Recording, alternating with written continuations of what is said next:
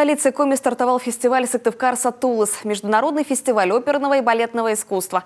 Будет проходить с 7 по 28 апреля на сцене Театра оперы и балета Республики Коми. Начался он с вечера балетного искусства, посвященного Петру Чайковскому. На сцене фрагменты 3 балетов «Лебединое озеро», «Спящая красавица» и «Щелкунчик». В течение 3 недель зрителей ждут премьерные постановки юбилейного 65-го театрального сезона.